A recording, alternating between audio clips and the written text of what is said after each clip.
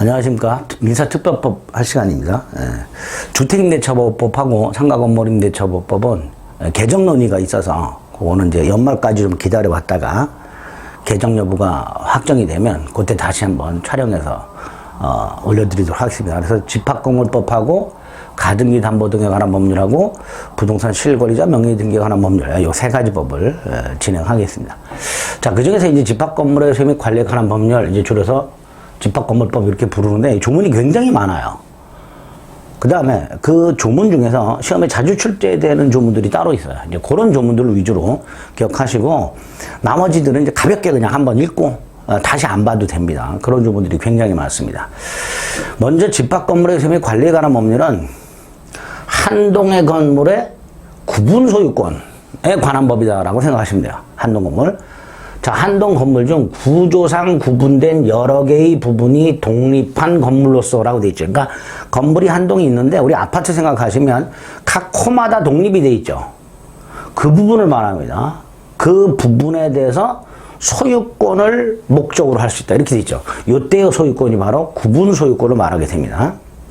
이때 이제 구조상 구분이 돼 있다라는 말은 벽체로 분리가 돼 있다 이런 뜻이고요. 여기서 독립이라고 돼 있죠. 이 독립은 이용상 독립을 말하는데요. 별도의 출입문이 있다 이렇게 생각하시면 돼요. 그런 부분을 소유하는 걸 구분 소유로 한다. 그 다음에 그렇게 구조상 구분된 부분을 전유 부분이라고 하게 됩니다. 그래서 한 동 건물을 구조상으로 구분하여 그 각 부분이 별도의 출입문, 여기 이제 독립이라고 그랬죠. 출입문을 통해서 독립한 건물로 사용할 수 있는 경우에 그럴 때 그러한 건물을 집합건물이라 하고 그 집합건물, 한 동 건물의 구조상 구분된 각 부분을 전유 부분이라 하고 그 각 부분에 대한 소유권을 구분 소유권이 한다 생각하시면 돼요. 상가 건물의 구분 소유라고 되어 있는데 상가 건물은 우리 1층 같은 경우 이제 통으로 되어 있는 백화점 같은 거 생각하시면 돼요. 그 백화점 같은 경우에는 벽이 없죠. 그러니까 구조상 독립이 아니라 이용상 구분되어 있다. 아까 여기서는 구조상 구분되어 있다고 했죠. 그러니까 벽으로 분리가 되어 있지만 백화점 1층 같은 경우는 통으로 되어 있죠. 그러니까 벽으로 분리가 안 됐으니까 그냥 이용상 구분되어 있다 이렇게 되어 있죠. 그 각 부분에 대해서 소유권을 인정할 수 있고 경계 따위를 명확하게 볼 수 있는 표지 따위를 바닥에 설치하거나 뭐 이렇게 해서 구분 소유권을 인정할 수 있게 됩니다. 신경 안 써도 됩니다. 여기 이제 상가 건물 같은 거 생각하시면 돼요. 자, 정의, 집합건물법에서 쓰고 있는 말, 용어들, 구분 소유권이란 좀 전 1조에서 봤던 구조상, 이용상 독립되어 있는 부분을 목적으로 하는 소유권 이렇게 되죠. 구분 소유자란 구분 소유권을 가지고 있는 자고요. 전유 부분이 바로 이 부분이죠. 구분 소유권의 목적인 건물 부분. 그러니까 전유 부분에 대한 권리가 구분 소유권이야. 따라서 공용 부분, 복도 계단 이건 전유 부분이 아니죠.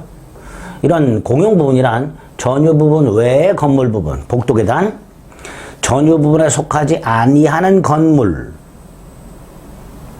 전유 부분에 속하지 아니하는 건물의 부속물, 뭐 창고라든가 이런 것들 생각하시면 되죠. 그 다음에 이제 3조의 2항 및 3항이 있어요. 규약에 따라 공용 부분으로 된 부속의 건물 이렇게 있어요. 뭐 관리사무실, 노인정 이런 것들 생각하시면 돼요. 그런 것들이 다 공용 부분이다, 함께 쓰는 부분이다 생각하시면 돼요. 땅이 있죠. 전유 부분이 속하는 한 동 건물이 있는 땅. 자, 아파트가 있고요. 한 동 건물이 있어요. 요 바닥면. 요걸 말합니다. 전유 부분이 속하는 한 동 건물이 토지는 요걸 말해요. 빗금치죠. 바닥면. 그 다음에 규약 등에 따라서 건물의 대지로 된 땅. 예를 들어서 이 옆에 있는 거 이런 거. 이런 것들을 규약상 대지 이렇게 부르게 됩니다. 이런 것들을 대지를 한다. 그 대지에 관한 권리를 뭐라 한다? 대지 사용권이라 한다.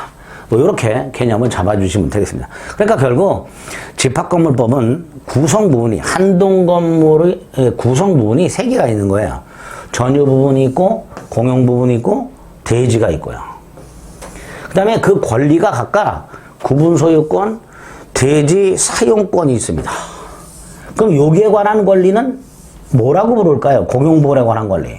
전유 부분에 관한 권리가 구분 소유권이고 대지에 관한 권리가 대지 사용권이고 그럼 공용 부분에 관한 권리는 그 공용 부분에 관한 권리는 공용 부분에 관한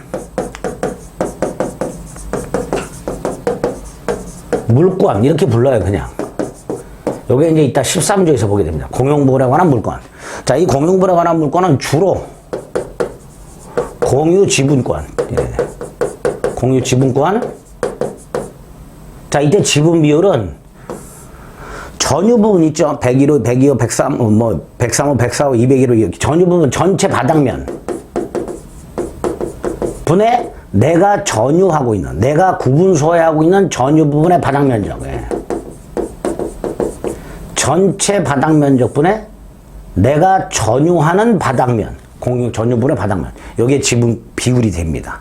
어쨌든 요 공유 지분권이 공용보라고 하는 물건이다 이렇게 생각하시면 되겠습니다. 이게 이제 용어의 정의의 뜻이고요. 정의에 관한 내용이고요. 그런 것들을 이제 밑에 쭉 설명을 해놨습니다. 자, 대지가 있죠. 규약상 대지라고요. 아까 한 동의 건물이 있는 땅, 그건 이제 대지고요. 규약상 대지는 한 동 건물이 있는 땅은 아니지만 대지로 하기로 규약을 맺은 거, 규약의 대지로 정해져 있는 거, 이게 규약상 대지죠. 반면에 규약상 대지 간주 또는 간주 계약 대지라고 해서 이런 경우 생각하시면 돼요. 아파트 한 동이 있어요. 이게 대지죠. 근데 재건축을 하고 철거를 해버렸어요. 그럼 여긴 더 이상 대지가 아니잖아요. 집합건물법에서 대지란 전유물이 속한 건물의 대지, 이게 대지인데 이 건물을 철거하면 재건축을 하기 위해서 이건 더 이상 대지가 아니게 되죠. 대지가 아니게 되니까 대지로 그냥 간주해버리게 되는 거죠. 규약에서. 그걸 규약상 대지간주 또는 간주계약대지, 규약간주대지 이렇게 부르게 됩니다. 거기에 관한 권리가 대지사용권이다 이렇게 생각하시면 됩니다. 그다음에 다른 법률 관계라고 되어 있는데 뭐 그냥 한번 읽어보시면 됩니다. 뭐 크게 신경 안 써도 되고 몰라도 됩니다. 자, 공용부분이 나왔죠. 여러 개의 전유 부분으로 통하는 복도, 계단, 그 밖에 구조상 구분소유자 전원 또는 일부의 공용에 제공되는 건물 부분은 구분소유권의 목적을 할 수 없고 공용부분으로서 공용부분에 관한 물권의 목적이 될 뿐입니다. 그 다음에 아까 규약상 공용부분이라는 게 있었죠. 이 규약상 공용부분은 전유 부분이처럼 보여요. 전유 부분처럼 보여요. 구조상, 형상, 독립성이 있어요. 그런데 규약으로 공용 부분으로 하기로 한 것입니다. 이거 이제 규약상 공용 부분. 그러니까 복도나 계단 같은 것들은 육안으로 봤을 때 공용 부분이 명백하지만 관리 사무실이나 뭐 노인정 같은 것들은 구조상, 형상, 독립성이 있단 말이죠. 독립성이 있지만 함께 사용할 수 있도록 해야 될 거 아닙니까? 그래서 규약으로 공용부분으로 정해놓게 됩니다. 이런 건 이제 규약상 공용부분 이렇게 되죠. 규약으로 정할 수도 있고요. 공증을 할 수도 있습니다. 공증증서로. 합쳐서 규약상 공용부분 합니다. 자, 이때 이 2항하고 3항은요. 좀 전에 뭐라 했어요? 육안으로 봤을 때 전유 부분처럼 보인다 그랬죠. 관리사무실, 노인정. 그러니까 당연히 이 관리사무실이나 노인정을 규약이나 공증을 통해서 공용부분으로 정해놨다면 여기는 공용부분이다 라는 걸 등기를 하도록 하고 있습니다. 육안으로 봤을 때는 전유 부분처럼 보이기 때문에 이렇게 3조 공용부분 확인하시고요. 4조 대지 통로, 주차장, 정원, 부속 건물의 대지, 그 밖에 전유 부분에 속하는 일동 건물 및 그 건물이 있는 땅, 대지죠. 그 땅과 규약상 대지 또는 그냥 대지와 하나로 관리 또는 사용되는 땅은 규약으로 대지로 할 수 있다 이렇게 되죠. 이게 이제 규약상 대지 이렇게 되겠죠. 그 다음에 건물이 있는 건물이 있는 땅이니까 이거죠. 요거. 그 건물이 멸실됨에 따라서 건물이 있는 땅이 아닌 땅, 건물이 없는 땅이 되었을 때 규약으로 대지로 정한 것으로 본다. 이게 간주계약대지죠. 이게 간주계약대지가 될 겁니다. 대지는 세 종류. 대지, 규약상 대지, 간주계약대지. 이 세 가지가 있다. 이렇게 생각하시면 되겠죠. 구체적으로 어떤 건지 이렇게 읽어보시면 충분합니다. 자, 그 다음 이제 5조부터, 여기서부터 중요해요. 한동 건물의, 한동 아파트의 각 호를 소유하고 있는 자들, 그런 사람들을 구분 소유자라고 하겠죠. 그 사람들의 권리와 의무, 여기부터가 이제 중요하게 됩니다. 일단 구분 소유자는 의무가 있죠. 건물 보존에 해로운 행위, 예컨대 내력벽을 철거한다거나 이런 것들, 관리 및 사용에 관해서 구분 소유자 공동의 이익에 어긋나는 행위, 복도 같은 공용 부분에 물건을 적치해 놓거나 이런 것들. 이런 것을 해서는 안 되죠. 또 2항. 주거용으로 분양이 됐다면 주거용으로만 사용되죠. 정당한 사유 없이 비주거용으로 사용해서는 안 되죠. 밑에 해놨죠. 내부벽 철거하면 안 되죠. 내력벽 같은 거. 파손 안 되죠. 증축, 개축 안 되죠. 이게 구분소유자 의무 이렇게 될 겁니다. 3항. 구분소유자는 그 전유 부분, 자기가 살고 있는 부분 또는 복도 계단을 보존, 필요비죠? 개량, 유익비죠? 보존은 수선 같은 걸 말하고 개량은 말 그대로 뭐 가액을 증가시키는 그런 걸 합니다. 그렇게 하기 위해서 다른 사람이 살고 있는 예컨대 101호 소유자가 101호나 복도 등을 수선 등을 하기 위해서 101호 또는 자기의 공유에 속하지 아니하는 공용부분, 예를 들어서 다른 동, 복도 계단 뭐 이런 거를 사용할 필요가 있을 때 그걸 청구할 수 있도록 하고 있죠. 뭐 손해는 당연히 보상해야 될 거고. 우리 마치 민법에서 인지사용 청구 같은 그런 내용들이 있어요. 자, 여기에서는 일단 요 1항 정도, 2항 정도 꼭 기억하셔야 되고요. 그 다음에 전유 부분을 점유하는 자로서 구분소유자가 아닌 자라고 되어 있죠. 뭐 임차인 생각하시면 되죠. 임차인에게도 이런 의무를 부과합니다. 예, 5조죠. 1항, 2항 기억하자. 6조. 아파트를 살고 있는데 예를 들어서 뭐 물이 줄줄 새거나 이런 걸로 아랫집에 손해를 입혔어. 근데 이 경우에는 건물을 뜯어보기 전에는 어디에 흠이 있는지 어디에 하자가 있는지 알 수가 없죠. 전유 부분에 하자가 있어서 물이 줄줄 새고 있는 건지 공용 부분에 하자가 있어서 물이 줄줄 새고 있는 건지를 알 수가 없단 말이죠. 그러니까 뜯어보기 전에는. 그러니까 뜯어보기 전까지는 그 하자는 공용 부분의 존재, 공용 부분에 있는 걸로 추정합니다. 외워야 됩니다. 별표가 2개 있죠? 그 다음에 이제 7조는요. 대지 소유권을 가지지 아니한 구분 소유자라고 되어 있는데, 우리 이제 예전에 주공 아파트 같은 거 분양하게 되면요. 땅만 분양하는 경우 있죠. 그럼 대지에 관한 권리만 있는 사람이 있어요. 뭐 유치원이나 이런 걸 위해서 유치원 용지 같은 걸로 아파트 단지 내 대지 일부를 분양하는, 그러면 그 유치원 용지를 분양받은 사람은 구분 소유권은 없이 대지 사용권만 갖고 있는 경우죠. 그런 사람이 있을 수 있고요. 반대로 대지 사용권은 없이 구분 소유권만 갖고 있는 사람들이 있을 수 있어요. 어떤 경우죠? 갑이 땅을 소유하고 있는데 건설회사가 토지 사용권만 받아가지고 아파트를 지어서 분양을 했는데 땅값을 합쳐서 아직 대지 사용권은 못 넘겨주는 뭐 이런 경우도 있을 수 있단 말이에요. 그러니까 땅에 대한 아무런 권리 없이 구분 소유권만 갖고 있는 사람이 있을 때 당연히 땅에 대해서 권리를 갖고 있는 사람은 철거를 청구할 수 있겠죠. 그런데 만에 하나 뭐 6개가 있다, 호가. 근데 다른 사람들은 다 대지 사용권을 갖고 있는데 요놈만 아직 대지 사용권이 없다. 요놈만 여기는 이제 갑이 구분 소유하고 있고 요 갑이 구분 소유하기 위한 대지 사용권은 을이 갖고 있다. 그럼 보통 을 소유 땅에 갑이 무단으로 갖고 있으면 이렇게 철거를 청구할 거 아니에요. 근데 요 경우에는 을이 갑에게 철거를 청구하면 여기만 철거가 된단 말이죠. 그러니까 이게 건물이 이렇게 뻥 뚫리는 이런 문제가 생긴단 말이죠. 그러니까 대지 사용권을 가지고 있는 사람이 따로 있고 구분 소유자가 따로 있을 때 이게 일반적으로 한 사람이 땅을 소유하고 있고 한 사람이 건물을 소유하고 있다면 이게 무단 건물로서 철거하면 되겠지만 아파트는 그 호만 철거할 수는 없으니까 대지 사용권을 가지고 있는 을이 갑에게 팔아라, 구분 소유권을. 그래서 말했는 게 제 7조다. 뭐 이렇게 생각을 하시면 되겠습니다. 그래서 철거 청구가 아니라 철거를 청구할 권리를 가진 자가 철거를 못하니까 구분 소유권을 팔아라. 여기 이제 7조다. 이렇게 생각하시면 됩니다. 8조, 대지 분할 금지. 공용 부분도 마찬가지고요. 대지도 마찬가지고요. 대부분 공유입니다. 공유예요.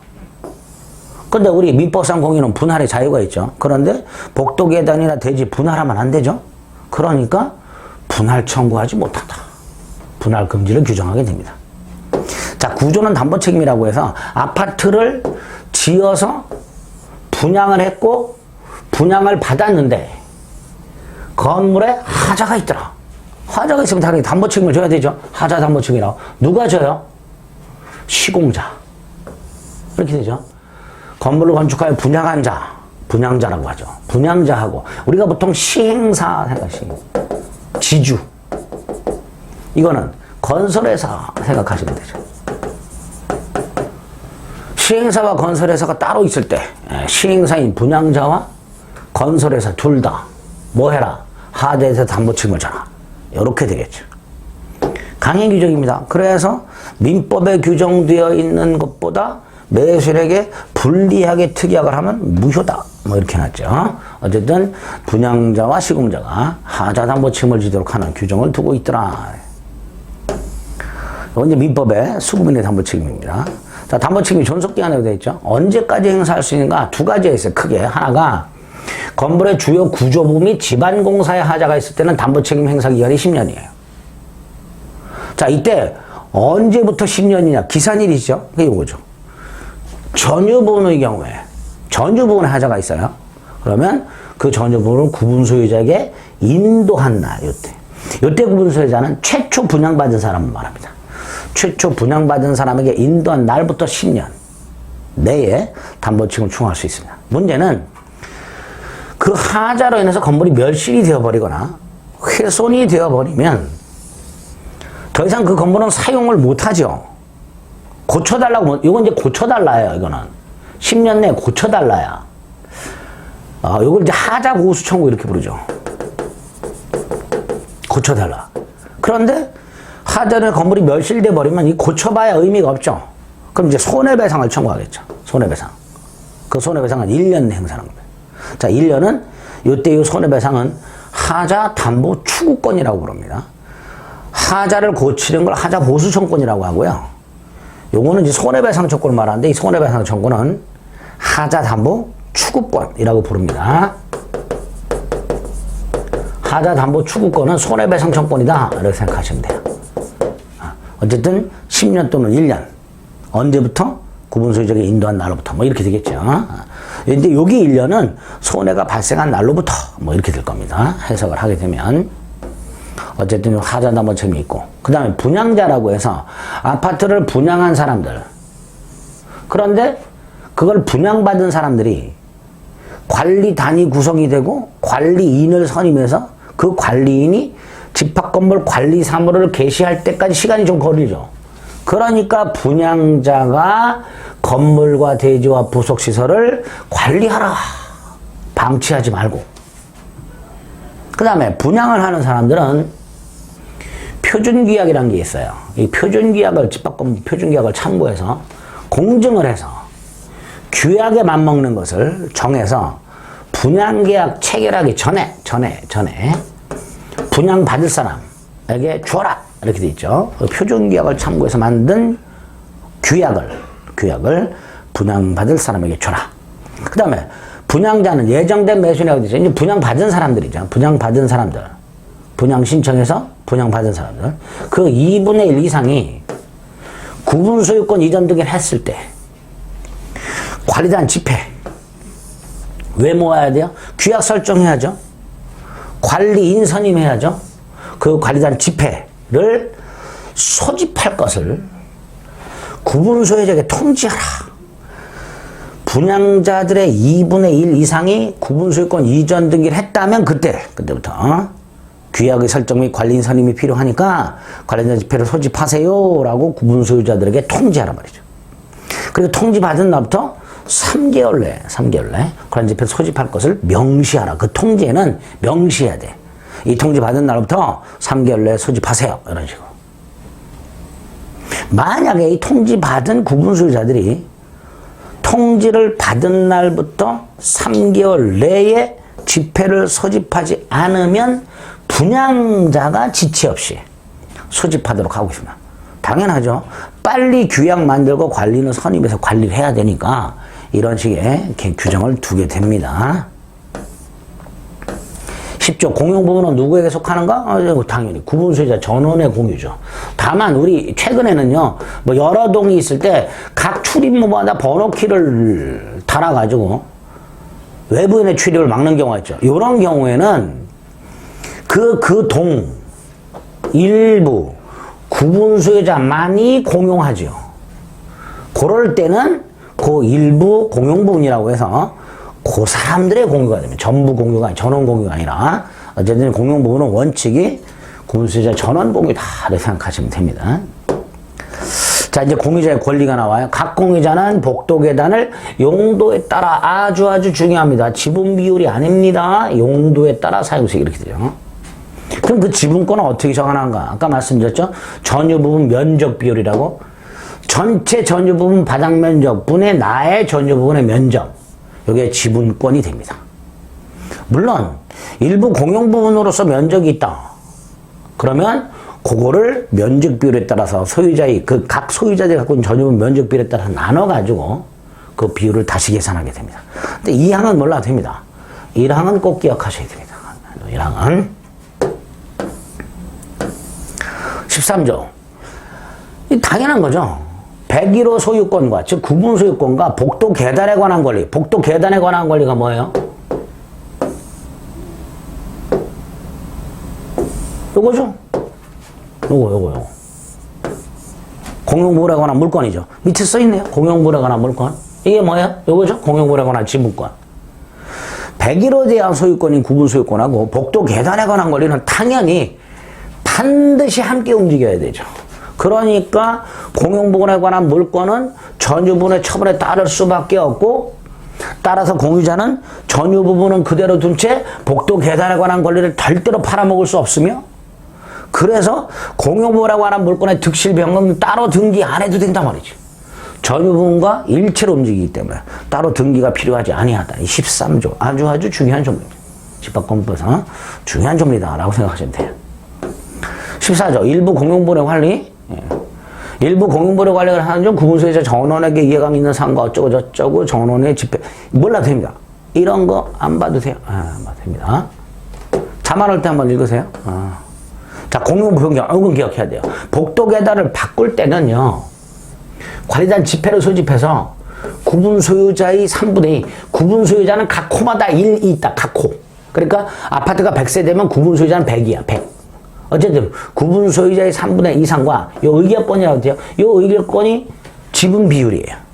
아까 말씀드렸던 전체 바닥 면적분에 내가 소유하는 전유분 바닥 면적 그 3분의 2 구분 소유자 머릿수의 3분의 2 이상 및 공유 지분권의 3분의 2 이상 결의로서 변경을 결정하도록 하고 있습니다. 꼭 기억하셔야 됩니다. 이것도. 나머지는 안 봐도 됩니다. 1항 꼭 기억하자. 15조의 2 권리 변동 있는 공용부분 변경 몰라도 됩니다. 요거는 좀 전에 공용부분의 변경은 3분의 2라 그랬죠. 근데 이거는 5분의 4짜리야. 어느 정도 어떤 게 5분의 4냐? 건물이 너무 낡았어. 그래서 안 되겠어. 억제해야 돼. 또는 건물의 기능을 향상시켜야 돼. 그러기 위해서 구분 소유권 및 그 내용 변동을 일으키는 공용부분의 변경. 이 정도. 그럴 때는 5분의 4천성. 구분 소유자 5분의 4 이상 및 의결권의 5분의 4. 어떤 경우가 있을까요? 여기 나오니 복도식 아파트를 계단식 아파트로 리모델링. 이 정도가 공용부분의 변경이 돼. 이거는요, 복도식 아파트를 이런 식으로 바꾸게 되면 복도 부분이 전유 부분으로 바뀐단 말이죠. 그러니까 구분 소유권 및 대지 사용권의 범위나 내용에 변동을 초래한단 말이죠. 공용 부분이 전유 부분에 포함돼 버리니까. 그런 정도의 공용 부분의 변경은 5분의 4. 일반적인 변경은 3분의 2. 비교해서 기억을 해주시면 되겠습니다. 공용부분 관리 뭐 복도 계단 난간 떨어지는 거 수리하는 거 그런 생각하시면 돼요. 이 정도는 변경이 아니잖아요.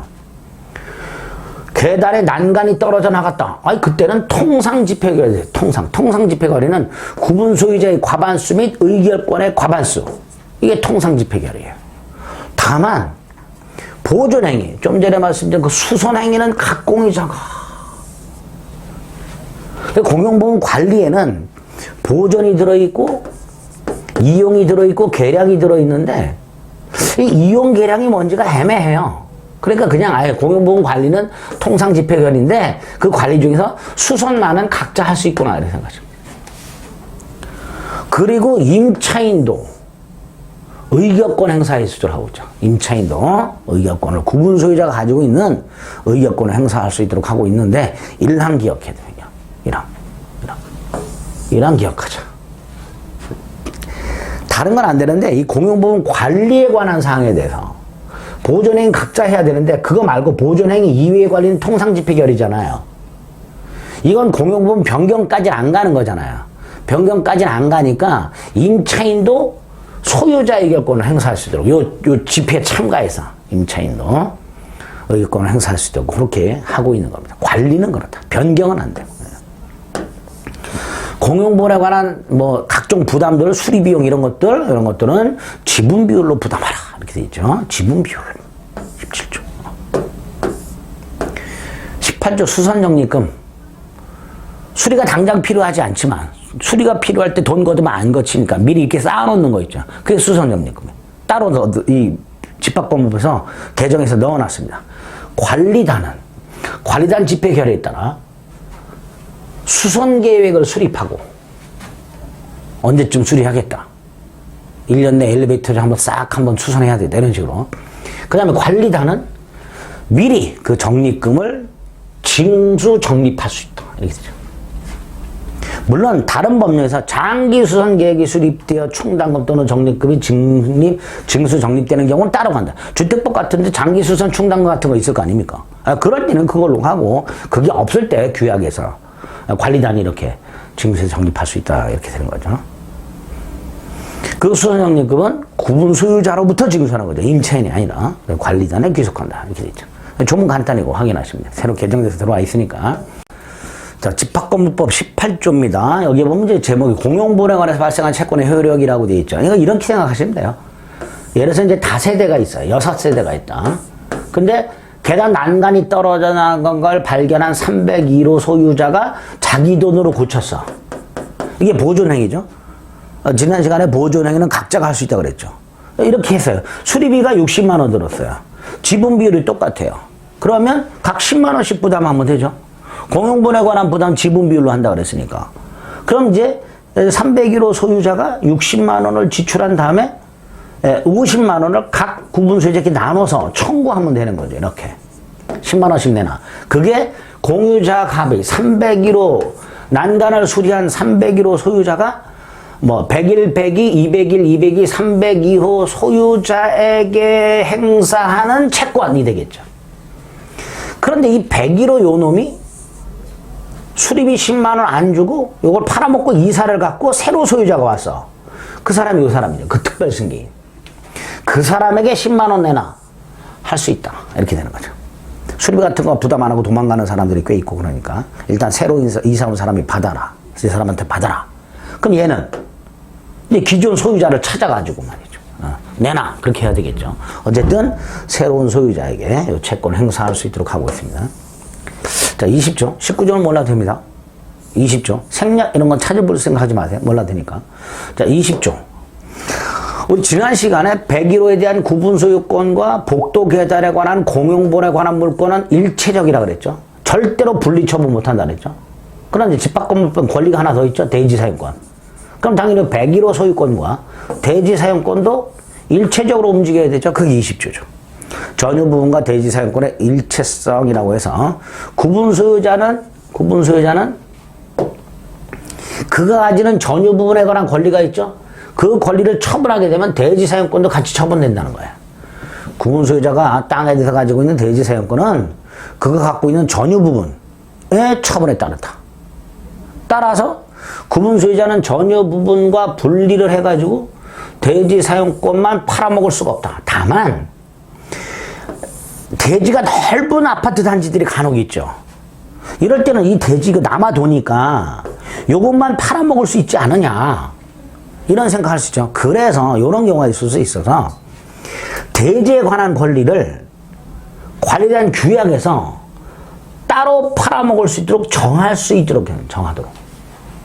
원래는 따로 팔아먹지 못하는데 대지가 만약에 넓다, 놀고 있다 만약에 이런 단지가 있다. 그럴 때는 규약에서 대지에 관한 권리만 따로 팔아먹을 수 있도록 정할 수 있다. 이거지. 자, 문제는 보통 규약에서 보통 분리 처분할 수 있다고 정한 규약이 없어요. 규약 자체도 별로 없고요. 관리단 규약이. 어쨌든 규약으로 분리 처분할 수 있다고 정하지 않았다면 분리 처분이 금지가 되어 있는 거죠. 그런데 다시 대지가 넓은 아파트 단지에서 이 땅만 팔아먹는 경우가 생긴다.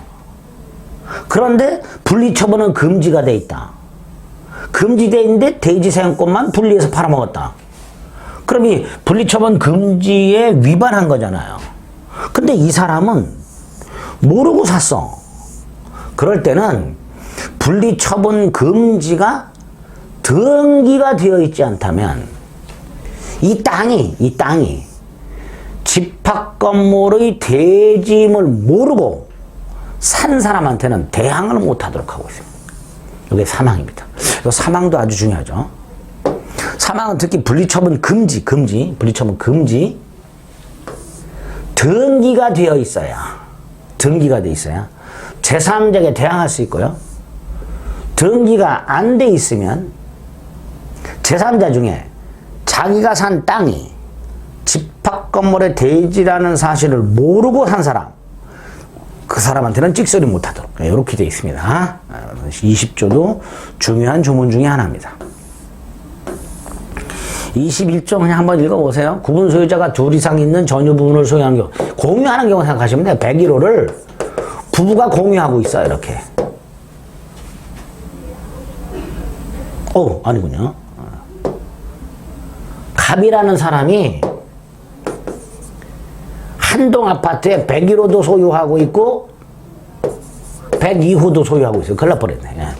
구분 소유자가 얼핏 봐가 구분 소유자가 2개 이상의 전유분을 소유했을 때 101호를 팔아먹었다. 대지 사용권은 당연히 자기가 팔아먹은 전유분 면적 비율에 따르겠죠. 당연한 거죠. 물론 이제 규약으로 달리 정할 수는 있다고 되어 있는데 이렇게 밑에 써 있네요. 얘가. 그 정도 한번 보고 넘어가면 됩니다. 자, 22조 민법 267조 적용 배제라고 되는데 267조는 민법에 이렇게 돼 있죠. 공유자가 지분을 포기하거나 상속인이 없이 죽으면 그 공유자의 지분은 다른 공유자에게 귀속하도록 하고 있죠. 그런데 아파트에 공유 지분이 2개가 있잖아요. 복도 계단에 관한 지분과 대지에 관한 지분. 그런데 구분 소유자가 만약에 상속인이 없이 사망했다면 그 구분 소유권은 무주의 부동산으로서 국유가 되겠지만 요 공용보호에 관한 공유지분권과 대지에 관한 공용지분권은 267조가 적용이 되면 다른 공유자에게 귀속이 돼버리는 구분 소유권과 이 공유지분권이 분리가 되는 문제가 생겨버려요. 그러니까 민법 267조는 집합건물법에는 적용 안 한다. 그래서 구분 소유자가 상속인이 없이 만약에 사망을 하게 되면 구분 소유권뿐만 아니라 복도 계단에 관한 지분이나 대지에 관한 지분도 다 구분 소유권과 함께 일정한 절차를 거쳐서 국유가 되도록 이렇게 하고 있습니다. 267조 민법 267조는 집합건물법은 적용되지 않는다. 자, 4조 이제 관리단이 나왔죠. 아파트 전체를 관리하는 기관들을 말합니다. 자, 먼저 관리단은 당연성립 설립이라고 해서 건물에 대한 한동 건물에서 구분 소유 관계가 성립하게 되면 그 구분 소유자 전원을 구성원으로 해서 건물과 대지 및 부속시설 관리에 관한 사업 시행을 목적으로 하는 단체, 관리단, 비법인사단입니다. 이게 당연히 설립되는 거예요. 누가 설립하는 게 아니에요. 누가 조직하는 게 아니야. 그러니까 아파트 같은 집합 건물이 있으면 구분 소유자들 전원을 구성원으로 관리단이 당연히 설립되는 거예요. 당연히.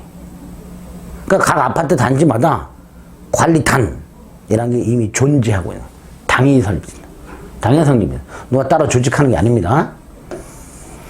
물론 이 관리단을 우리가 본 적은 거의 없죠. 아파트 같은 거 관리는 대부분 입주자 대표회의가 구성이 되고 입주자 대표회의에서 관리회사를 선임해갖고 그 관리회사를 통해서 관리하지 집합건물의 관리단이라는 건 그렇게 흔하진 않아요. 구분 소유자가 일일이 다 모일 수가 없으니까. 우리나라 같은 경우에는 임차인들이 비율이 굉장히 많기 때문에 이 관리단에 의해서 관리하는 경우가 굉장히 힘들단 말이죠. 그래서 관리단은 주로 이제 오피스텔 건물을 건데 이런 경우에 이제 활성화가 뭐 많이 돼 있고 관리단 집회 같은 게 보통 아파트는 입주자 대표회의가 관리단의 기능을 대신하고 있습니다. 근데 어쨌든 집합건물법에는 관리단이 관리를 하도록 되어 있죠. 예, 법조문이 당연히 성립한다는 거. 구분수요자 전원을 구성으로 한다는 거 생각하시면 되고요. 이때 관리단은 어떤 의무가 있어요?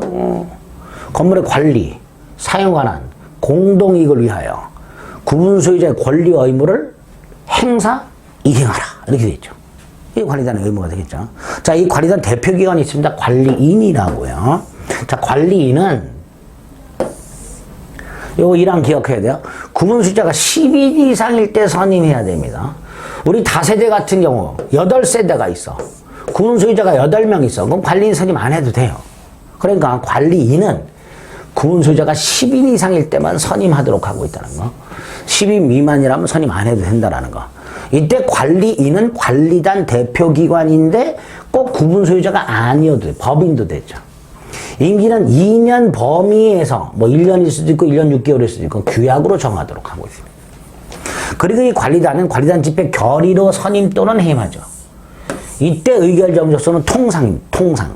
그러니까 구분소유자의 과반수 및 의결권의 과반수 이렇게 돼요. 그리고 이 관리인 선임 해임에 관한 관리단 집회 결의, 통상결의라 했죠. 통상결의 같은 것들은 보통 임차인도 구분소유자 의결권을 행사할 수 있도록 하고 있습니다. 통상결의는. 과반수 찬성. 아까 공용 부분에 일반적인 관리, 뭐 이런 것들이 있었죠. 그럴 때도 임차인이 대신 행사할 수 있었죠. 요렇게. 그래서 통상결의 사항들은 구분소유자가 아닌 임차인도 그 구분소유자 의결권을 행사할 수 있도록 이런 규정을 두고 있게 됩니다. 자, 어쨌든 이렇게 관리인은 관리단 집회 결의에서 통상결의로, 과반수 결의로 선임 또는 해임하는데 특별하게 5항, 꼭 기억해야 돼요. 관리인의 부정한 행위를 목격한 구분소유자가 있어요. 근데 이 관리인이 평판이 굉장히 좋아. 그러니까 이 사람이 관리단 집회에서 해임하자 그랬다가는 이 사람이 욕을 먹어. 그 평판 좋은 사람 음해한다고. 그러니까 안 되겠다. 법원에 가서 청구할 수 있도록 하고 있습니다. 관리인에게 부정한 행위, 그 밖의 직무를 수행하기 적합하지 아니한 사정이 있을 때 각 구분소유자가 단독으로 법원에 해임을 청구할 수 있도록. 원칙은 관리단 집회에서 선임하고 관리단 집회에서 해임해요. 근데 예외가 5항이죠. 각 구분소유자가 해임을 법원에 청구할 수 있다. 또 기억을 좀 해주셔야 됩니다. 24조의 한번 읽어보시면 되는데 임시관리인 선임에 따라서 1항 몰라도 됩니다. 2항 임시관리인 구분소유자 그의 승낙을 받아 전조보를 점유하는 자 임차인이죠. 분양자 등 이해관계인은 관리인이 없을 때 법원에 임시적으로 관리인 선임을 청구할 수 있도록 되어 있죠. 그 임시관리인은 선임된 날부터 6개월 내에 관리자 집회를 소집하라. 뭐 이렇게 되어 있죠. 몰라도 됩니다. 임시관리인이라는 것도 있다. 25조 관리는 이런 거 해라 이렇게 돼 있죠. 자, 여기서 요게 시험에 나온 적이 있어요. 다음 중 관리인의 권한과 의무가 아닌 것은 이런 식으로 나온 적이 있어요. 일단 관리는 전유 부분 아닙니다.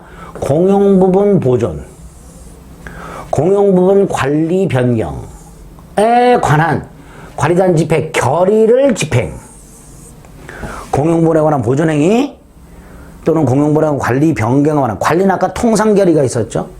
변경은 3분의 2 결의가 있었죠. 그 결의한 사항을 집행하는 행위. 그 다음에 이러이러한 사무집행을 위한 비용, 분담금을 청구 수령하는 행위, 관리하는 행위, 관리단 사업에 대한 대표, 이런 것들, 공동생활의 평화를 해치는 행위의 중지, 분쟁 조정 절차의 권고 등등을 할 수 있도록 하고 있습니다. 이제 이런 것들이 예전에 한번 관리인의 권한과 의무에 관한 설명으로 우리 아닌 것은 이런 식으로 나온 적이 있어요. 답이 뭐였냐면 전유 부분에 관한 게 나왔어요. 전유 부분에 관한 건 관리인의 권한이 아니죠. 어쨌든 이렇게 간단히 한번 출제된 적이 있으니까 관리는 이런 권한이 있구나. 그 권한 중에서 대표권은 제한할 수 있도록 하고 있고요. 뭐라 됩니다. 1항 정도 확인하시면 됩니다. 그 다음에 26조 관리인의 의무 중에 하나가 매년 1회 사무보고를 하라. 이렇게 있죠. 관리인의 의무 중에 하나. 매년 1회입니다. 1회 이상 사무보고 이렇게 돼 있죠. 회계감사라고 돼 있네요. 돈이 왔다 갔다 하니까 회계감사가 필요한데 다만 모든 아파트가 아니라 전유 부분이 150개 이상 그 다음에 대통령령으로 정하는 건물 150개 이상이면서 플러스 대통령에서 정하는 건물 대통령령 정물 그 건물의 관리인은 회계감사를 매년 1회 이상 받아라. 다만 관리단 집에서 3분의 2 이상의 결의가 있으면 회계감사 받지 않아도 돼 라고 결의한 연도는 회계감사 안 받아도 된다 이렇게 돼 있죠. 그래서 1항 최근에 새로 들어간 거니까 150개 이상 플러스 대통령령으로 정하는 건물 그다음에 관리인이 회계감사를 매년 이상 받아라. 이게 원칙.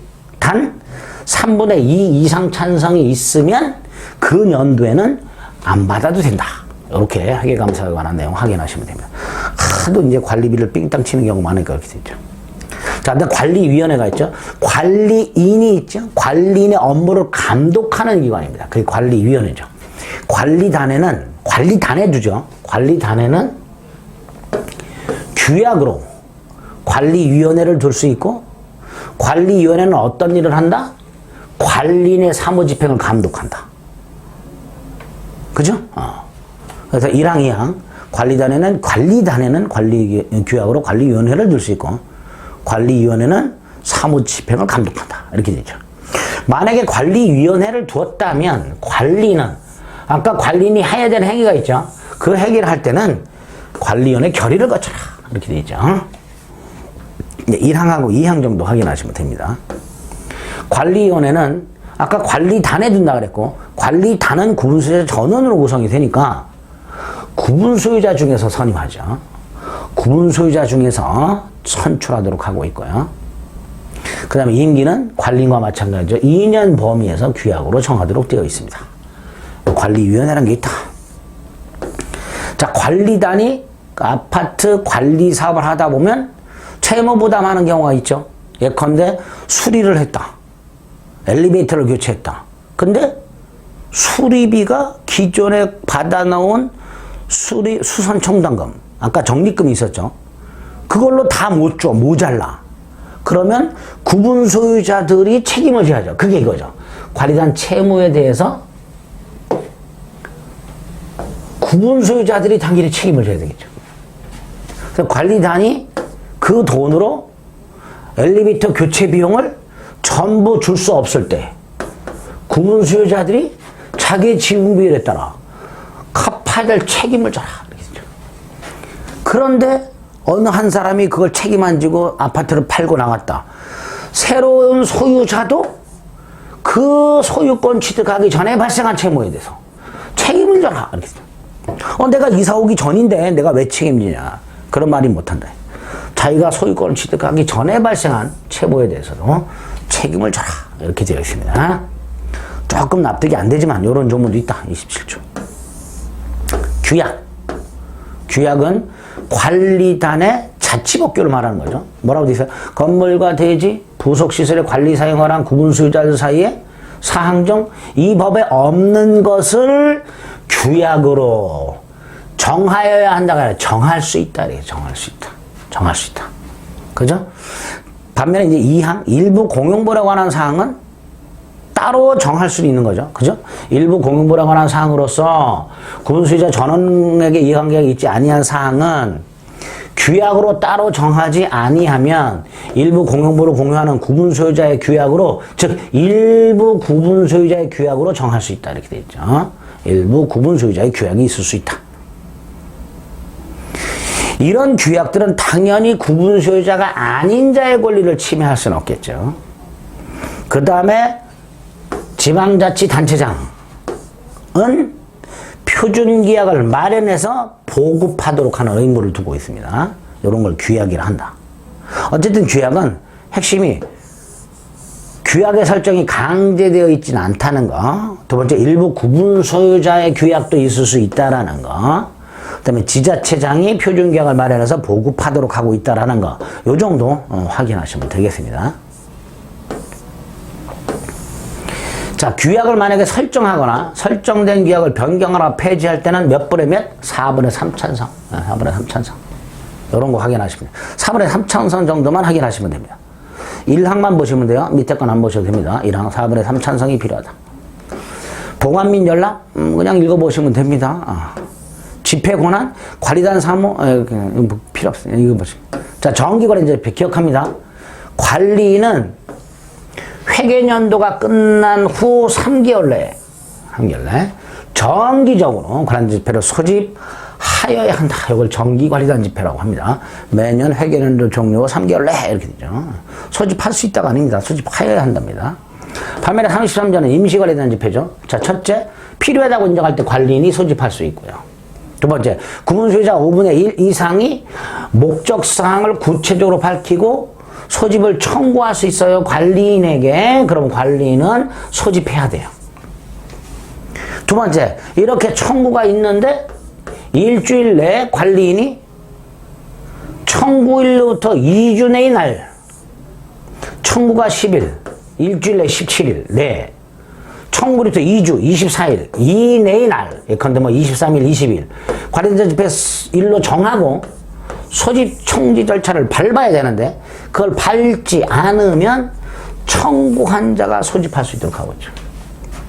관리인이 없을 때는 5분의 1 이상이 소집할 수 있도록 되어 있고요. 이런 것들을 임시관리단 집회라고 부르게 됩니다. 이것도 중요하죠. 그 다음에 관리단 집회를 소집할 때는 집회일 일주일 전에 회의 목적사항을 구체적으로 밝혔고 각 구분 소유자에게 그 사실을 통지. 이게 소집 절차예요. 이게 소집 절차. 전유 부분 101호를 갑과 을이 공유한다면 공유하고 있는 경우에 그 통지는 한 사람한테만 돼요. 누구한테? 집회 소집 관리단 집회 참가해서 의결권을 행사할 사람이 있을 거예요. 그 사람에게 통지하는 거죠. 한 사람한테만 통지하면 되겠습니다. 어쨌든 관리단 집회를 소집하려면 일주일 전에 통지하라. 그런데 그걸 생략하고 소집할 수 있는 경우가 있어요. 통지 안 하고. 어떤 경우? 전원동의 있을 때. 전원동의가 있을 때는 각 구분 소유자에 대한 집회 소집 통지 없이도 소집할 수 있도록 하고 있습니다. 자, 소집했어요. 뭘 결의할 수 있는가? 36조. 일단 소집 통지에서 아까 회의의 목적사항을 구체적으로 밝혀서 통지하라고 했죠. 그것만 결의할 수 있어요. 그것만. 요 경우. 소집 절차, 즉 소집 통지 없이 소집한 경우에는 소집 통지가 없으니까 회의의 목적사항을 구체적으로 밝히질 않았죠. 그러니까 당연히 통지사항만 결의할 수 있다는 게 적용될 수가 없지요. 그게 사망이죠. 35조에 따른 집회라는 건 소집 절차를 거치지 않은 집회를 말하는 거죠. 이럴 때는 뭐든지 결의할 수 있다 이런 뜻이죠. 소집 통지한 경우에는 그 통지한 사항만 결의하는 거고요. 소집 통지 없이 소집했을 때는 다 결의할 수 있다. 이렇게 되겠죠. 이것도 출제가 된 바가 있습니다. 37조 결의에서 의결권 있죠. 의결권은 뭐라 그랬어요? 아까 지분 비율. 그 다음에 101호를 두 사람이 공유해 다 와서 의결권 행사 못합니다. 의결권 행사자 1인을 반드시 정해야 됩니다. 강행 규정입니다. 중요합니다. 1인을 반드시 정하라. 이렇게 되어 있습니다. 그래서 1항, 2항 기억해야 됩니다. 반드시 정하도록 하고 있습니다. 대법원에 의하면. 정하지 않으면 의결권 행사자를 정하지 않으면요 아예 의결권을 행사 못한다라는 게 판례입니다.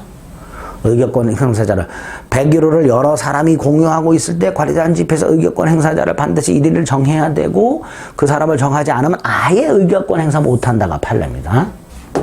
자, 의결은 어떻게 하는가? 통상 결의가 있죠. 특별한 규정이 없으면 뭐 3분의 2, 4분의 3 이렇게 5분의 4 이런 특별한 규정이 없으면 과반수, 구분 소유자의 과반수 및 의결권의 과반수 이렇게 되죠. 이걸 통상 결의 정족수 이렇게 불러요.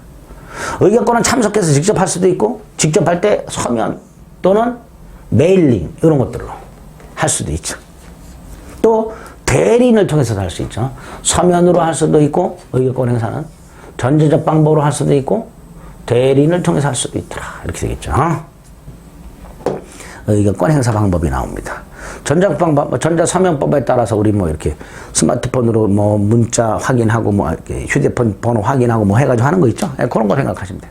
공인인증서 이런 걸 통해. 집회의장과 의사록이라고 되어 있는데요. 뭐 몰라도 됩니다. 한번 심심할 때 읽어보시고요. 점의자 의견지성권도 뭐 그냥 한번 읽어보시면 됩니다.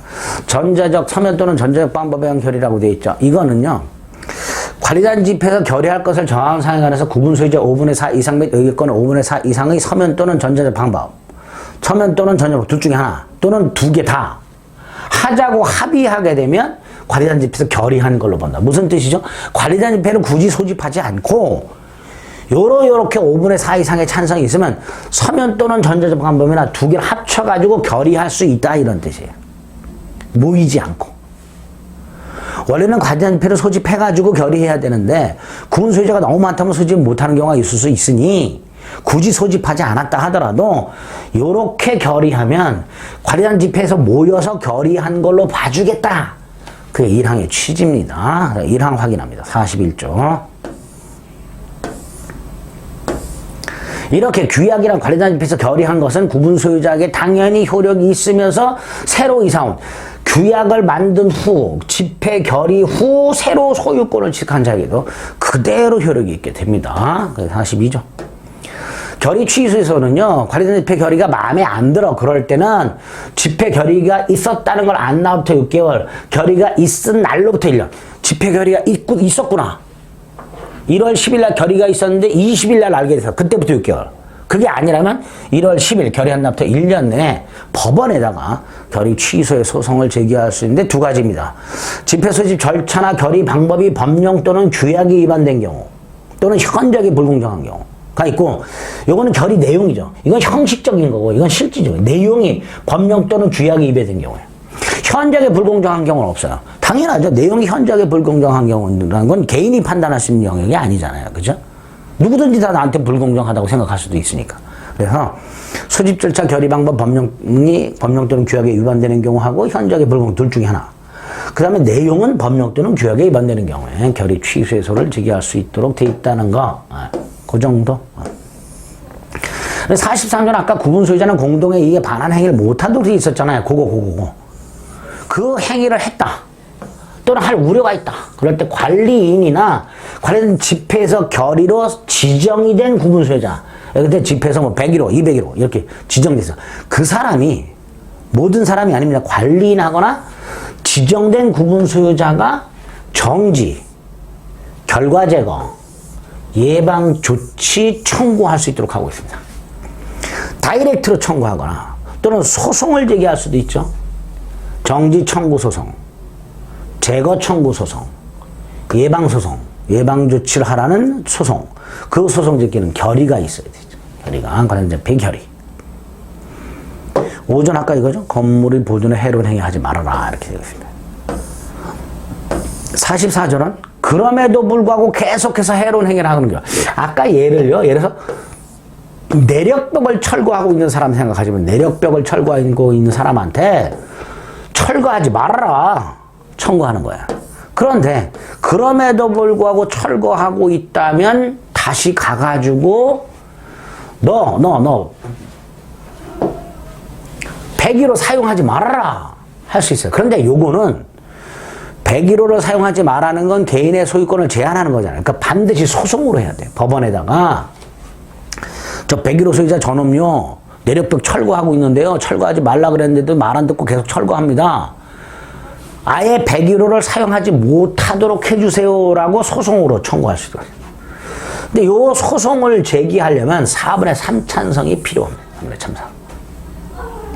조문만 확인하시면 돼요. 이것도요.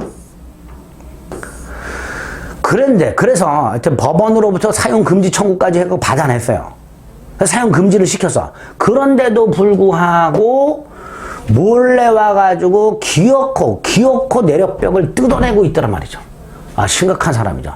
그럴 때는 아예 법원으로 달려가서 101호하고 그 사람의 대지 사용권을 경매할 수 있게 해주세요라고 청구를 해요. 법원이 이걸 받아들이면 경매하라고 명할 겁니다. 판결해 줄 거예요. 경매하라. 그럼 그 판결문을 가지고 가서 경매를 넣으면 됩니다. 그래서 요거는 집행 권한을 받는 거예요. 법원이 내력벽을 끝끝내 철거하고 있는 갑의 구분 소유권 101호 하고 그 대지 사용권을 경매하라 고 판결해 줍니다. 그럼 그 판결문을 가지고 경매를 신청하면 됩니다. 이런 것까지 있더라. 물론 이것도 반드시 소송으로 청구해야 되고요. 4분의 3 찬성이 필요하게 됩니다. 이런 식으로 의무 위반자에 대한 제출이죠. 그 다음에 경매가 됐을 때 경매를 명한 101호 및 대지 사용권을 팔아라 경매하라고 명하는 재판이 확정이 됐으면 6달 내에 경매를 넣도록 하고 있습니다. 6달 내에 경매를 신청하도록 하고 있습니다. 당연히 끝끝내 내력벽을 철거하겠던 진상 구분 소유자는 경락인이 될 수가 없죠. 자기가 또 경락받아서 또 뜯어내면 안 되니까 당연히 안 된다 이렇게 되겠죠. 집합건물법 46조 아휴 많지요 조문이. 그러니까 별표시 있는 것만 확인하세요. 별표시 2개 있는 것만. 자, 46조는 지난 시간에 봤던 구분 소유자가 내력벽을 철거하는 게 아니라 임차인이 그러고 있는 경우. 임차인이 그러고 있을 때는 그 임대차 계약을 해지하고 그 101호를 주인에게 인도하라 이렇게 청구할 수 있도록 하고 있습니다. 인도하라. 그래 그 인도를 받아가지고 주인에게 인도해야 되죠. 그죠? 여기서 전유 부분을 점유할 권한은 소유권을 말합니다. 101호를 갑이 을에게 임대를 했는데 을이 내력벽 따위를 철거하고 있더라. 그러니까 관리인 또는 집회 결의를 적용된 구분 소유자가 갑과 을 사이의 계약을 해지하고 을에게 101호를 인도하라 이렇게 청구하는 거죠. 물론 이것도 소송으로 해야죠. 그래서 인도를 받아가지고 열쇠를 받아가지고 갑에게 열쇠를 건네주도록 이렇게 돼 있죠. 그 갑이 뭐예요? 소유자 이렇게 되죠. 그래서 1항과 3항이 있다. 그래서 간단히 확인하시면 되겠습니다. 이것도. 그 다음에 재건축 결의가 있죠. 재건축은 이제 때려보시고 새로 짓는 거죠. 자, 2가지 경우 하나입니다. 건물 건축 후 상당한 기간이 지나서 건물이 훼손되거나 일부가 멸실되거나 기타 사정으로 건물 가격에 비해서 수리복급이나 관리 비용이 지나치게 많이 들어. 짧게 말하면 너무 낡았어. 이렇게 되죠. 2번째, 부근 토지 이용 상황의 변화나 그 밖의 사정으로 재건축을 하게 되면 재건축에 드는 돈에 비해서 현저하게 효용이 증가. 즉, 가격이 현저하게 올라. 쉽게 말하면 2번째 거는 이웃 땅도 막 짓고 개발되고 그래서 지금 멀쩡한 아파트긴 하지만 새로 지으면 집값이 겁나게 뛰어. 이런 경우. 이렇게 되죠. 말은 아주 아름답게 되어 있지만 첫 번째 건 괜찮아요. 너무 낡았으니까. 근데 2번째 거는 재건축하면 떼돈을 버는 경우 이렇게 되는 거죠. 네. 2번째 건 왜 들어갔는지 저도 잘 이해가 안 됩니다. 어쨌든 멀쩡한 건물이지만 재건축하면 떼돈을 버는 경우 둘 중에 하나에 해당될 때 철거하고 새로 지을 수 있는데 다만 그러려면 5분의 4 찬성이 필요하며 그 다음에 그 결의할 때 이거를 정해라. 이거 시험에 나온 적 있죠. 또 나오기는 어렵지만 어쨌든 시험에 나온 적 있죠. 새 건물의 설계 개요. 재건축 비용 대충 산정. 대충. 구체적이 아닙니다. 대충. 어떻게 분담할까? 새로 지은 소유권을 누구한테 어떻게 귀속시킬까? 이런 것들을 결의해야 되고요. 특히 비용 분담에 관한 사항은 꼭 결의해야 돼요.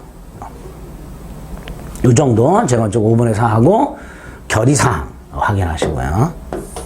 특히 결의사항에 대해서 재건축 비용에 관한 사항을 결의하지 않으면 그 재건축 결의는 무효다. 뭐 이런 판례도 있습니다.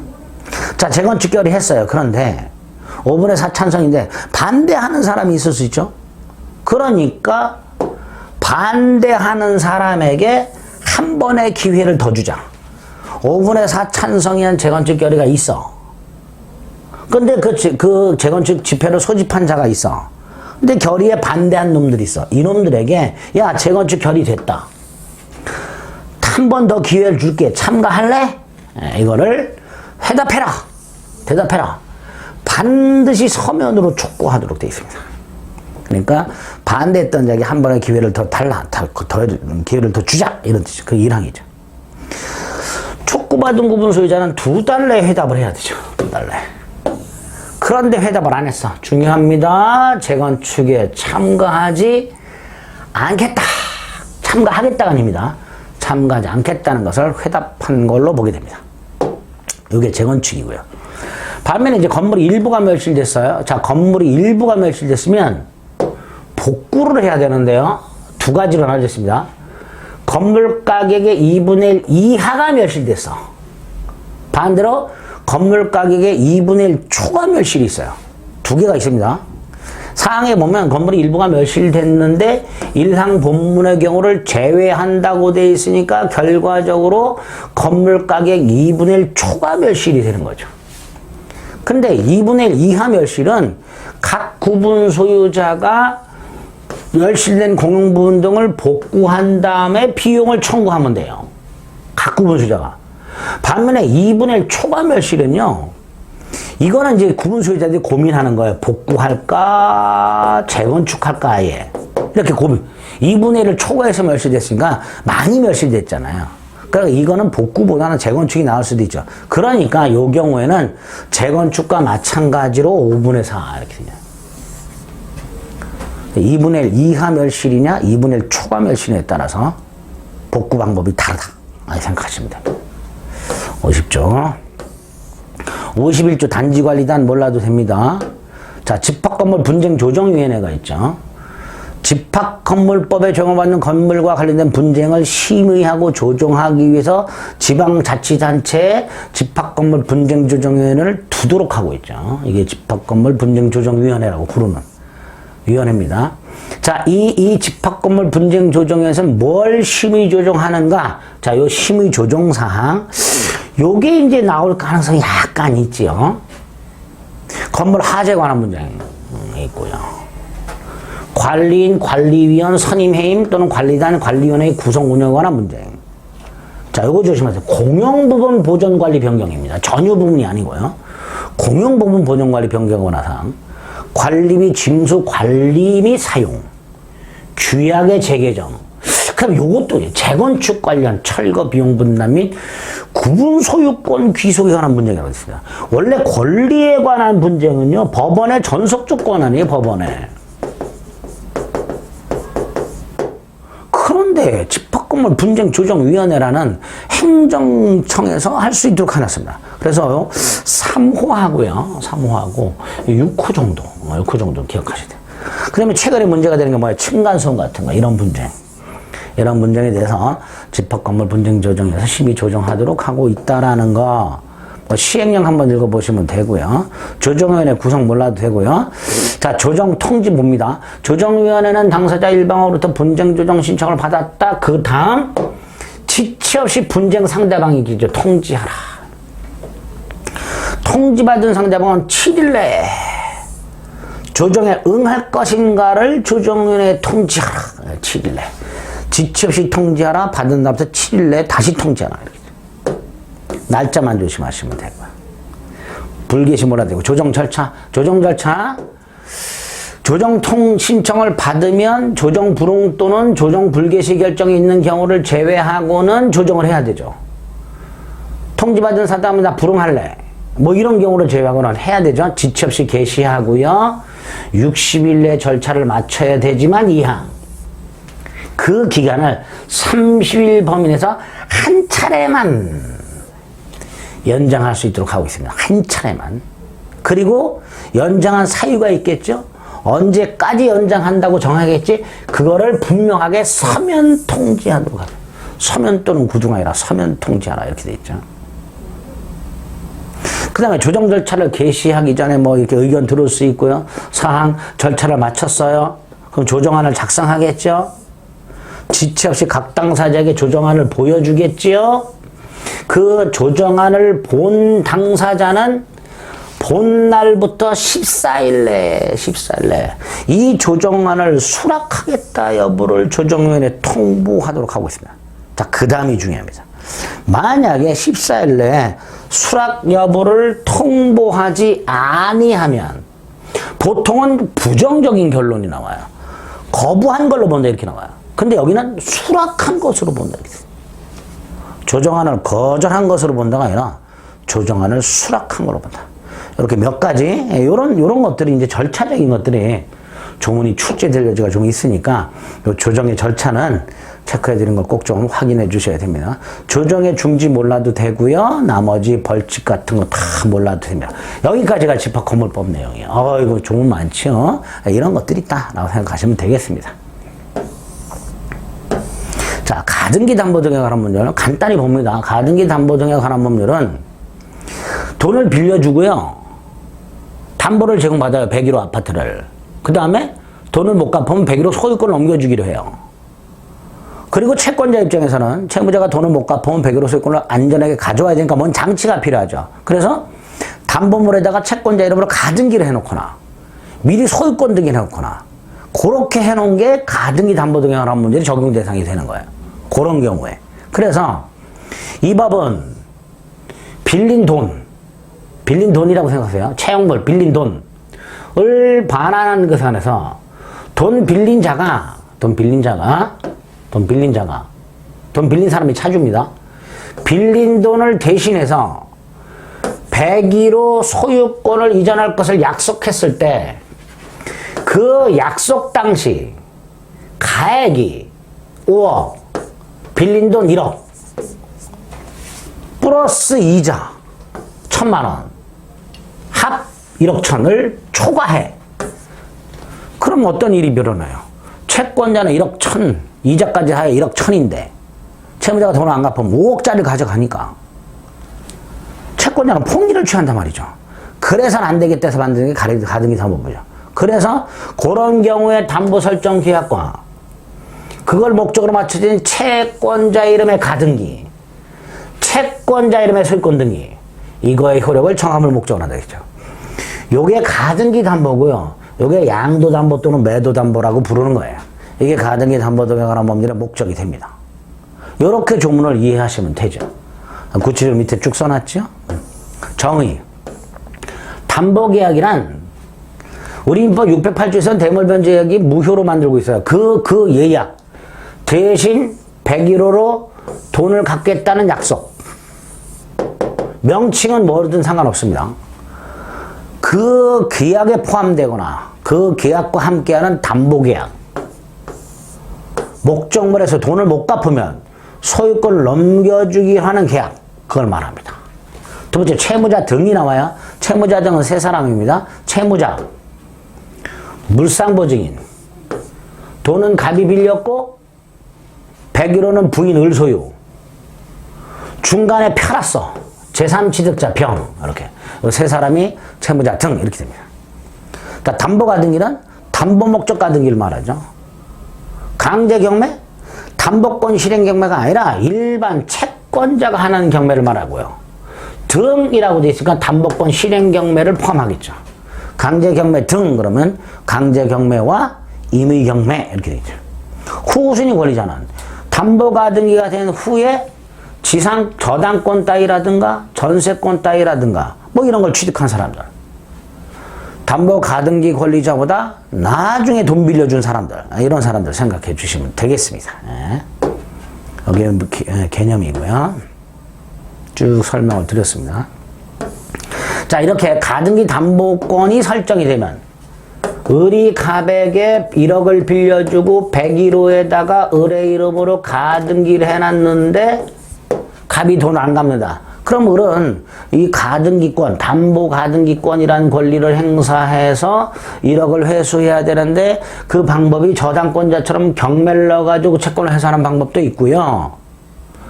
요 101호 소유권을 취득하는 방법도 있어요. 그게 3조입니다. 요거는 이제 귀속청산이라고 불러요. 어떻게 합니까? 채권자 을이 가등기 담보권을 실행해서 그 101호 소유권을 취득해야 된다. 이게 귀속청산이에요. 그러려면 돈 갚을 날짜가 지난 후에 목적물의 가액 101호 5억, 빌려준 돈과 이자의 합 1억 1,000, 5억에서 1억 1,000을 뺀 3억 9천, 요걸 청산금이라고 해요. 그 청산금 평가액을 채무자에게 통지하고, 채무자 등에게 그 통지가 채무자 등에 도달한 더 2달을 기다렸다가 그래도 돈을 안 갚으면 청산금 3억 9천을 채무자에게 주고 본등기함으로써 소유권을 취득하게 됩니다. 만약에 이자가 뿌덕뿌덕 불어나서 이자 합산액이 5억이 됐다. 그러면 가액 5억에서 원리금 빼봐야 빵원이죠. 청산금이 없죠? 없으면 없다는 것도 반드시 통지하라. 이렇게 되죠. 없다는 것도 반드시 통지하라. 이걸 귀속청산이라고 부릅니다. 당연히 통지할 때 목적물의 평가액 5억과 채권액 1억 1천을 밝히라. 이렇게 돼 있죠. 물론 5억이고 원리금 합이 5억이라면 빵원이라는 것만 통지하면 돼요. 빵원이라는 것만 통지하면 되는데 그게 아니라면 평가액과 채권액을 밝혀라. 이렇게 되겠죠. 귀속청산의 시작입니다. 그 다음에 채권자는 그 통지하고 나서 2달 지나야 된다 그랬죠. 청산기간 통지가 채무자에게 도달한 다음부터 2달이 경과해야 된다. 그때까지 돈을 안 갚으면 담보목적 가액 5억에서 채권액 1억 1천을 뺀 3억 9천, 이게 청산금이죠. 이걸 채무자 등에 지급하라. 그런데 담보가등기권자보다 선순위권자가 있었다. 1억짜리가. 얘 것도 빼라. 그래서 5억에서 자기 거 1억 1천 빼고 선순위 거 1억도 빼라. 그럼 2억 9천 이렇게 되겠죠. 선순위 걸렸을 때는 그걸 계산할 때 그것도 빼라. 빼라. 그러면 청산금은 2억 9천 이렇게 되겠죠. 요게 이제 가등기 담보권이고요. 만약에 채권자가 미리 등기 소유권 등기했다. 양도 담보죠. 이럴 때는 청산기간 2달이 지난 다음에 청산금을 지급함으로써 소유권으로 바뀌게 됩니다. 소유권 등기는 되어 있지만 양도 담보권이었다가 청산 절차가 지나고 나면 소유권으로 바뀌게 됩니다. 물론 가등기는 본등기를 해야 소유권을 취득하는 거고, 소유권 이전 등기가 되어 있는 양도 담보는 이미 소유권 이전 등기가 되어 있으니까 청산금을 지급하면 바로 소유권을 취득하고 이렇게 되겠지요. 채권자가 채무자에게 청산금을 주는 거 하고요, 채무자가 본등기해 주는 거, 열세 넘겨주는 거, 무슨 관계? 동시행관계다. 그래야 되겠죠. 동시행관계. 이런 귀속청산 절차를 위반하는 특약은 원칙적으로 무효지만, 예를 들어서 청산금을 지급하지 않는다라는 특약은 무효지만, 단 청산기간이 일단 지나고 특약을 했는데 제3자가 없어. 후순위 권리자도 없고 아무도 없어. 이럴 때는 특약할 수 있다. 이렇게 되겠죠. 여기 사항. 자, 후순위 권리자라고 돼 있어요. 아까 선순위 권리자가 있었는데 가등기 담보권자보다 선순위 권리자가 있을 때는 청산금에서 떼고 뺀다 그랬죠. 후순위 권리자한테 빼질 않아요. 자, 선순위 1억, 가등기권자 1억 1천, 후순위 1억, 평가액 5억. 그럼 청산금은 5억에서 1억과 1억 1천을 뺀 2억 9천. 이 2억 9천 중에서 얘는 1억을 회수해야 돼요. 그러니까 후순위 권리자에도 그 순위에 따라서 이 2억 9천에서 우선권이 있는 거예요. 청산금에 대해서. 그래서 후순위 권리자가 채권자 을에게 야, 나도 1억 달라. 청산금 2억 9천 중에서 나로도 2억 달라. 1억 달라. 그럼 이 2억 9천 중에 채무자에게 주는 게 아니라 후순위 권리자에게 주고 나머지를 채무자에게 주게 되는 거죠. 채권자가 후순위 권리자 요구가 있으면 청산금을 지급하라. 그만큼 청산금 채무자에게 돌려준 만큼은 소멸하겠죠. 자, 담보 가등기 후에 뭐 인도 및 주민등록을 한 주택임차인 같은 경우, 이 사람은 돌려줄 2억 9천 청산금 범위 내에서 보증금 5천을 받기 위해서 이 5천 받을 때까지는 집을 못 비워줘. 뭐 이렇게 할 수 있다는 거죠. 여기 동시 이행의 한명권이 있습니다. 이렇게 후순위 권리자들을 위한 내용도 조문을 만들어 놨다 생각하시면 되겠습니다. 채무자 등 외에 대한 권리통지라고 되어 있죠. 채무자 등이 채무자 물상보증인 제3측이죠. 그 외가 누구예요? 후순위 권리자. 그러니까 채권자는 채무자 등에게 통지가 도달하고 나면 지체 없이 후순위 권리자에게도 통지하도록 하고 있단 말이죠. 계약력 있는 임차인도 포함한단 말이죠. 이렇게 통지하라. 얘네들도 청산금에 대해서 권리가 있으니까. 그 다음에 청산기간 2달 동안에는 청산금에 관한 권리를 팔아먹지 못합니다. 채권자도 2달 동안에는 청산금 지급하면 안 됩니다. 만약에 청산금 권리를 팔아먹거나 청산금을 지급했을 때 후순위 권리자에게는 찍소리 못하도록 하고 있습니다. 아까 청산금 2억 9천 후순위 권리자에게 우선권이 있다고 그랬잖아요. 그러니까 이거 함부로 청산기간 동안에 처분하거나 지급하지 못하도록 하고 있는 거예요. 공탁 몰라도 됩니다. 자, 채권자가 아까 청산금을 통지했죠? 근데 너무 많이 통지했어. 너무 많네 라고 다툴 수 있느냐? 안 됩니다. 채권자는요, 자기가 통지한 청산금 액수를 다투지 못하도록 하고 있습니다. 중요한 조문이고요. 법정사건은 몰라도 됩니다. 채무자 등의 말소 청구권, 채무자는요, 청산기간이 지났다 하더라도 2달, 청산금을 받을 때까지는 돈을 갚고 말소를 청구할 수 있습니다. 그런데 변제기가 10년이 지나버리거나 그 목적물의 선의의 제3자가 소유권을 지켰을 때는 안 됩니다. 청산기간이 지났다 하더라도 청산금을 받을 때까지는 돈을 갚고 말소 청구할 수 있는데 단 요 경우에는 안 된다.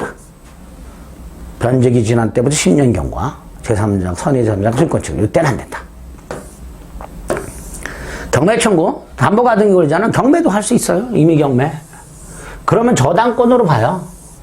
또 후순위 권리자도 통지받은 청산금에 불만이 있으면 청산기간에 한해서 자신이 변제기 도래 전에도 경매를 청구할 수 있도록 하고 있습니다. 2개 꼭 기억하세요. 특히 2번 이 항 아주 잘 나오는 조문입니다. 청산기간 내 하나요. 변제기 도래 전에도 경매를 청구할 수 있다. 그리고 경매가 되면 우선 변제를 받을 수 있어요. 저당권하고 똑같다고 생각하시면 돼요. 저당권으로 본다 그랬죠. 담보 가등기할 때 저당권 등기한 걸로 보죠. 그러니까 경매와 관해서 담보 가등기는 양도담보권 가져가들은 저당권하고 똑같다 이렇게 생각하시면 됩니다. 똑같죠. 담보 가등기와 같이 부동산에서 경매가 결정했어요. 그러면 더 이상 본등기 청구 못합니다. 목적물이 경매가 되는 순간 저당권으로 보고요. 배당받고 끝납니다. 소유권 취득하지 못합니다. 그러니까 목적물이 경매가 되면 담보 가등기는 뭐하고 똑같다. 저당권하고 똑같다. 이렇게만 생각하시면 됩니다. 그래서 경매가 되면 소멸하는 거예요. 배당받고. 그게 15조. 강제경매 특칙, 이건 이런 거죠. 101호에 가등기가 되어 있는데 경매가 되면 법원은 이 가등기가 물권에서 받던 청권순위 보존 가등기인지 담보 가등기인지를 구별해야 되니까 물어보도록 하고 있어요. 가등기권자에게. 가등기가 되어 있는 부동산에 경매가 가시됐다. 경매법원은 가등기 권리자에게 야, 네 가등기가 뭐냐를 물어보도록 하고 있죠. 야, 네 가등기가 담보 가등기냐? 채권액을 신고해라. 담보 가등기가 아니냐? 그럼 뭐냐? 너 증여받았냐? 매수인이냐? 그리고 만약에 담보 가등기가 하면 채권을 신고했을 때만 배당하겠죠. 당연히. 신고 안 하면 배당해 줄 수가 없겠죠. 그래서 담보 가등기라면 1호에 해당되는 거라면 채권을 신고해야만 법원으로부터 배당받을 수 있단 말이죠. 신고 안 하면 배당 못 받는단 말이에요. 이게 16조 이렇게 돼 있죠. 17조, 18조 이렇게 되어 있는데요. 아까 채무자가 돈을 못 갚으면 101호 소유권 넘겨준다 그랬죠. 근데 소유권만 되는 게 아니고 뭐 지상권 넘겨주기로 할 수도 있고 특허권 넘겨주기로 할 수도 있고 다 되는데 내가 돈을 못 갚으면 질권 넘겨주겠다. 저당권 넘겨주겠다. 전세권 넘겨주겠다. 이거는 안 되죠. 이 자체가 담보권이니까. 내가 채무자가 돈을 빌리면서 내가 돈을 못 갚으면 내가 갖고 있는 질권, 내가 갖고 있는 저당권, 내가 갖고 있는 전세권 넘겨주겠다. 이건 제외. 그러니까 소유권, 지상권, 특허권 따위 취득을 목적으로 한 담보계약에 적용되지만 질권, 저당권, 전세권 취득 목적 담보계약 이건 없고 이런 건 있을 수 없고 이런 경우는 제외 이렇게 되겠죠. 이런 게 18조가 될 겁니다. 가등기 담보 등록하면 이런 내용 자체가 굉장히 어렵지만 체크해드린 조문이 간간히 시험 지문에 나와요. 그 조문을 잘 기억해두면 가등기 담보 등록하면 전체도 이해가 쉽습니다. 그래서 체크해드린 거 집합건물법보다 조문이 몇 개 안 되니까 체크해드린 몇 가지 꼭 기억하셨다가 이론 강의 때 접목해서 이해를 해주시면 되겠습니다.